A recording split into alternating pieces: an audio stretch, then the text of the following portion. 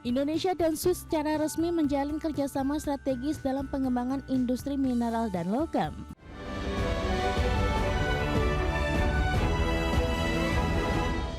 Selanjutnya, pemirsa, pemerintah Indonesia dan Swiss memperkuat kerjasama strategis di sektor mineral dan logam.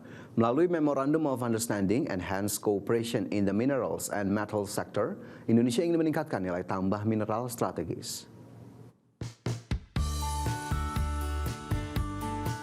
Indonesia dan Swiss secara resmi menjalin kerjasama strategis dalam pengembangan industri mineral dan logam. Melalui penandatanganan Memorandum of Understanding atau MOU, Indonesia dan Swiss sepakat untuk memperkuat kerjasama Engage Corporation in the Mineral and Metal Sector. Menteri Investasi dan Hilirisasi sekaligus CEO Danantara Rosan Roslani menyampaikan kerjasama Indonesia dan pemerintah Swiss ini menjadi momentum yang sangat penting dalam memperingati 75 tahun hubungan diplomatik dalam penguatan kemitraan kedua negara, sekaligus mendukung pengembangan investasi hilirisasi yang berkelanjutan. CEO Danantara ini juga menambahkan kerjasama Indonesia dan Swiss tersebut sejalan dengan agenda transformasi ekonomi nasional melalui hilirisasi sumber daya alam. Di mana Indonesia memiliki sumber daya mineral yang melimpah yang bisa menciptakan nilai tambah dan memperkuat daya saing industri nasional melalui hilirisasi. Sementara itu, Swiss merupakan mitra yang ideal dengan keunggulannya di bisnis teknologi, inovasi, berkelanjutan, pembiayaan, dan akses pasar global. The global energy transition is accelerating, creating growing demand for strategic minerals and metals. In this journey, Switzerland is an ideal partner for us. Switzerland brings world-class expertise in technology, innovation, sustainability, finance, logistics, and global market access. Indonesia brings resources, scale, and opportunities for a long-term growth. Please convey my warm regard to President Parmelang and appreciation to SICO for bringing this MOU to signature so swiftly. Di sisi lain, pemerintah terus mendorong peningkatan nilai tambah mineral strategis melalui pengembangan industri pengolahan dan manufaktur berteknologi tinggi termasuk ekosistem baterai kendaraan listrik, energi terbarukan, dan industri hijau. Tim Liputan IDX Channel. Pemerintah dan DPR sepakat untuk membawa RUU Pusat Finansial Internasional Indonesia ke tingkat 2 untuk disahkan menjadi undang-undang. RUU PFI ini diharapkan menjadi upaya nyata dalam meningkatkan pertumbuhan ekonomi yang berkelanjutan serta meningkatkan daya saing Indonesia sebagai pusat keuangan internasional. Pemerintah bersama Komisi 11 DPR RI menyepakati rancangan undang-undang tentang Pusat Finansial Internasional Indonesia atau RUU PFII untuk dibawa ke sidang paripurna DPR untuk disahkan menjadi undang-undang. Ketua Komisi 11 Misbahun mengungkapkan seluruh fraksi telah menyetujui RUU PFII untuk dibawa ke tingkat 2 sesuai mekanisme yang berlaku.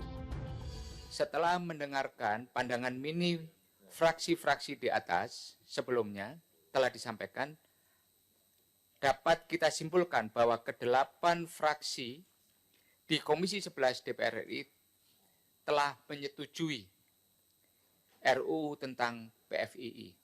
Untuk itu selanjutnya dibawa pada tingkat pembicaraan tingkat 2 dalam rapat paripurna DPR RI. Ketua Panja RUU PFII sekaligus Wakil Ketua Komisi 11 DPR RI Muhammad Hekal mengungkapkan draft RUU PFII yang telah disepakati di tingkat pertama Komisi 11 DPR RI terdiri dari 10 bab dan 73 pasal. Panja berharap dengan diundangkannya RUU Pusat Finansial Internasional Indonesia ini dapat menjadi upaya nyata dalam meningkatkan pertumbuhan ekonomi yang berkelanjutan serta meningkatkan daya saing Indonesia sebagai pusat keuangan internasional.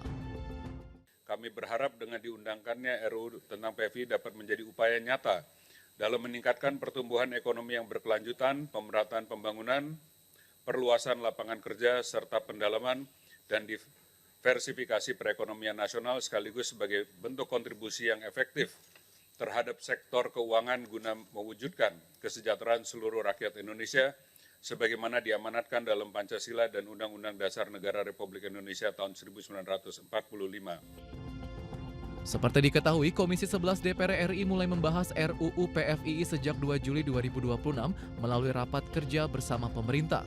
Pembahasan RUU PFII merupakan tindak lanjut amanat pasal 248A Undang-Undang Nomor 4 Tahun 2026 tentang perubahan atas Undang-Undang Nomor 4 Tahun 2023 tentang penguatan dan pengembangan sektor keuangan.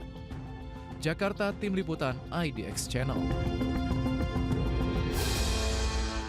Menteri Keuangan Purbaya Yudi Sadewa mengungkapkan Pusat Finansial Internasional Indonesia dirancang bukan sekadar menjadi pusat aktivitas jasa keuangan, melainkan instrumen strategis untuk menghubungkan Indonesia dengan ekosistem keuangan internasional. Menurut Purbaya, pembentukan PFII juga merupakan amanat Undang-Undang Nomor 4 Tahun 2026 tentang perubahan atas Undang-Undang Nomor 4 Tahun 2023 mengenai pengembangan dan penguatan sektor keuangan. Nantinya Pusat Finansial Internasional Indonesia akan memfasilitasi pembiayaan sektor real, proyek strategis nasional, pembiayaan infrastruktur, pembiayaan iklim, dan pembiayaan berkelanjutan. Pemerintah menilai peningkatan akses pembiayaan tersebut akan mendorong investasi produktif, menciptakan lapangan kerja, serta memperkuat pertumbuhan ekonomi. Keberadaan PFII diharapkan dapat mempercepat transfer teknologi, meningkatkan kapasitas sumber daya manusia, dan memperluas kesempatan ekonomi bagi masyarakat Indonesia. RUU PFII juga memuat berbagai fasilitas untuk meningkatkan daya tarik investasi, mulai dari insentif perpajakan, kepabeanan, golden visa, keimigrasian, ketenagakerjaan, perizinan, serta residensi. Pembentukan Pusat Finansial Internasional Indonesia bertujuan antara lain untuk meningkatkan daya saing Indonesia sebagai pusat keuangan internasional guna memperkuat kedaulatan ekonomi nasional, mendorong pendalaman dan inovasi sektor keuangan, menarik investasi dan pelaku usaha sektor keuangan, baik nasional maupun internasional, memfasilitasi pembiayaan sektor real, proyek strategis nasional, pembiayaan berkelanjutan, pembiayaan iklim, pembiayaan infrastruktur, dan pembiayaan lainnya, serta memperkuat kontribusi sektor keuangan. Indonesia dan China kembali memperkuat kemitraan strategis khususnya di sektor perdagangan dan investasi berkelanjutan, di mana investasi China di Indonesia senilai sekitar 2,5 miliar dolar Amerika yang diarahkan untuk mendukung pengembangan sektor industri strategis hingga memperkuat rantai pasok perdagangan kedua negara. Di sela-sela rangkaian agenda pembentukan World Artificial Intelligence Cooperation Organization atau WICO di Shanghai, China, Menteri Koordinator Bidang Perekonomian Erlangga Hartarto melakukan pertemuan bilateral dengan Menteri Luar Negeri Republik Rakyat China Wang Yi serta Menteri Perdagangan Wang Wentao. Pertemuan ini menjadi momentum penting untuk memperkuat kemitraan strategis Indonesia-Tiongkok di tengah dinamika ekonomi global dan pesatnya perkembangan teknologi. Bersama Menteri Luar Negeri Wang Yi, Indonesia fokus penguatan kerjasama ekonomi, perdagangan, investasi, pengembangan industri berbasis teknologi hingga kolaborasi di bidang artificial intelligence atau AI. Bilateral meeting dengan Menteri Perdagangan China, MOFCOM, yaitu Wang Wentao, di mana mengevaluasi dari kerjasama industri dan perdagangan, termasuk di dalamnya terkait dengan kerjasama di bidang digital. Indonesia sendiri dengan China, trade-nya mencapai tahun lalu mencapai 160 miliar, yaitu trade terbesar, dan investasi China ke Indonesia tahun kemarin yang langsung dari China adalah 7 billion, sedangkan yang melalui Hong Kong 10 billion. Jadi ini adalah betul-betul negara strategis bagi Indonesia.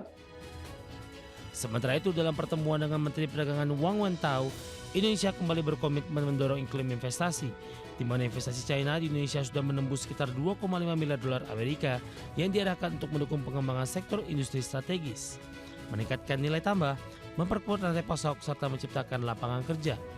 Selain itu, Indonesia dan China juga sepakat mendorong kerjasama perdagangan yang saling menguntungkan.